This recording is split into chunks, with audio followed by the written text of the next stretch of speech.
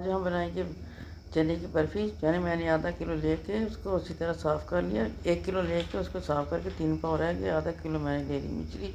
इसको 1 किलो दूध में डाल के इसको अच्छी तरह मैंने दूध को खुश्क कर लिया। अब एक चोकर ले लेंगे, उसके अंदर इसको ग्राइंडर कर लेंगे। थोड़ा थोड़ा दूध डाल के आधा किलो फिर मैंने इसको ग्राइंडर कर लिया।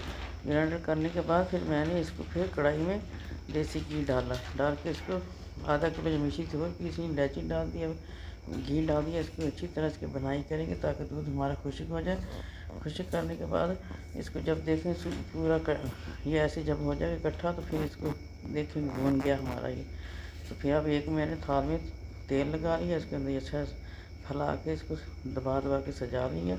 अब दबाने के बाद उसके मैंने डाल दिया पिस्ता बादाम डाल के इसको 6-7 घंटे के लिए छोड़ दिया। अब इसको काट के ट्रे में रख लेंगे। आप खाएँ, एंजॉय करें, शेयर लाइक करें। बहुत हेल्दी है बच्चों के लिए, बड़ों के लिए, जोड़ों के दर्द के लिए।